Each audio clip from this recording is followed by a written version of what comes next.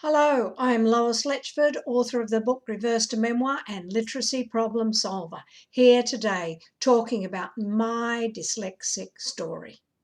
My story, because it impacts me as an adult, it impacts me as a teacher, and it impacts me as a person. What happened? How do I know I'm dyslexic, even though I know I've never been officially tested? It's what we do, isn't it? We survive school. I went to school in the early 1960s as a young, nearly 5-year-old.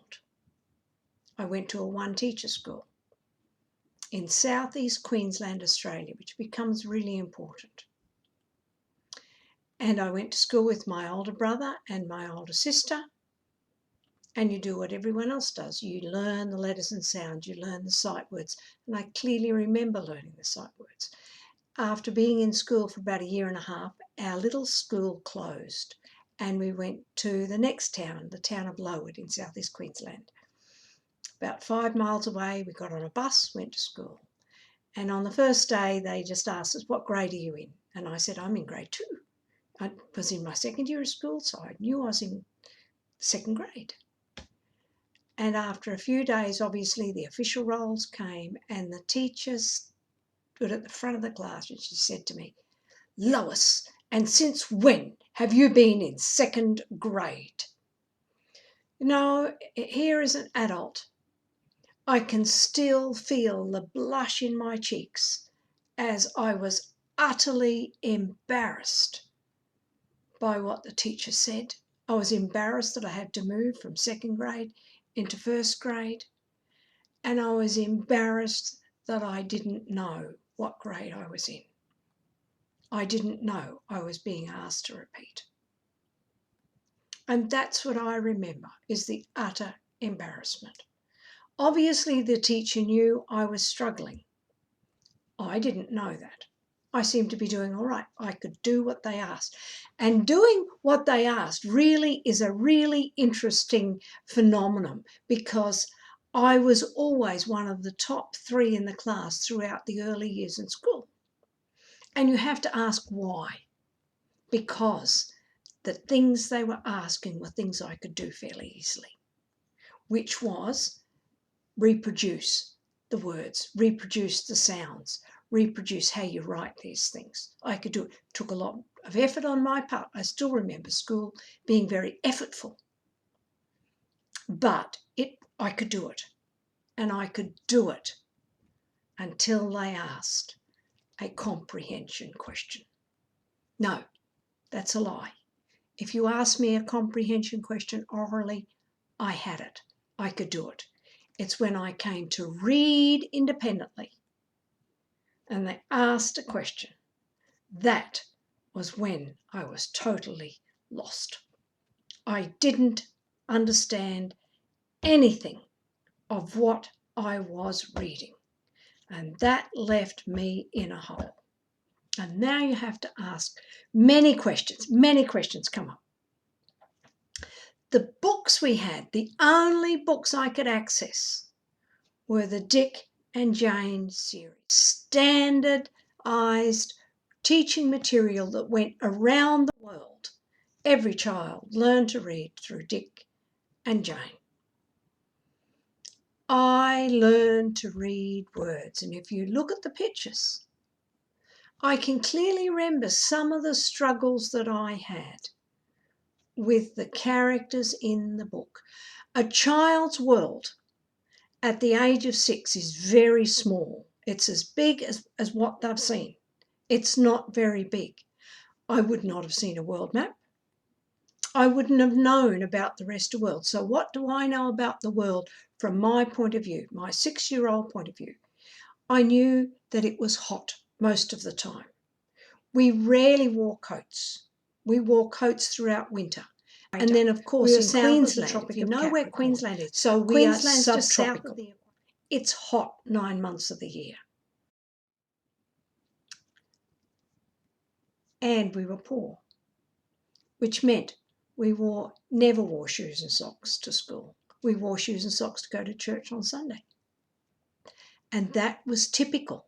there wasn't any child going to school in shoes and socks. So when I look at these Dick and Jane books, I was confused. That's the only word I can use. I was confused. Obviously, they were human. Obviously, they were a boy and a girl. Yes, I could see that. They're animals. The dog that was white, Nip, and Fluff, white, and the dog was on a lead. This was a whole new world to me, a world which I didn't understand, the world I came from. We had dogs.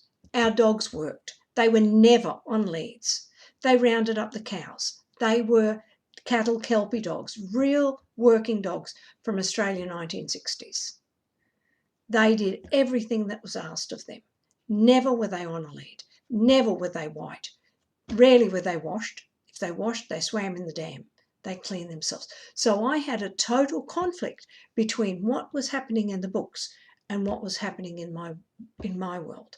And what it did for me was alienate me. It made me wonder where these people were from. And because as a child we weren't getting out much, we didn't see much, lived in our little community on a farm, and we would go to the town for church. And when I was 6 or 7, we were going to the city.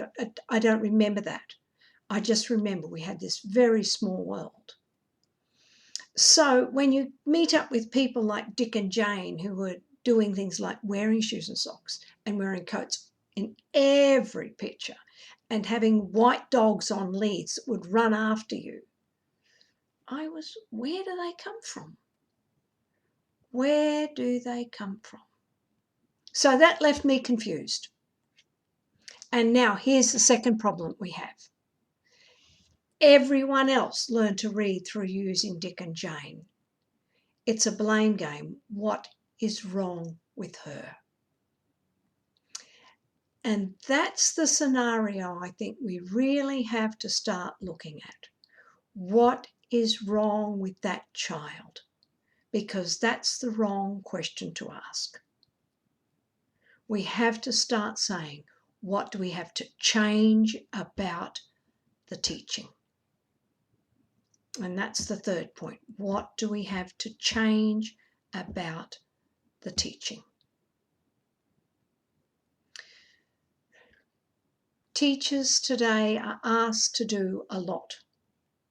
They're doing much more than just teaching children to read. Yet we're still teaching children in the same way, really, that I learned to read or attempted to learn to read 40 years ago, 50 years ago. That's a problem.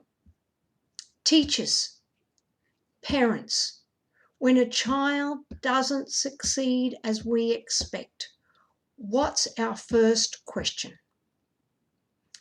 Is the first question, is the child dyslexic? What are we learning from our history, from the textbooks, from the science, from the academic papers that we can take with us to help children like me who struggled with reading? That's the question I'm going to leave you today. What are we learning? Why are we repeating the same mistakes from the past? Thank you. Hit like, hit subscribe, and stay tuned and share this with others as we look at reading and how important it is that we teach our young children who are dyslexic to read.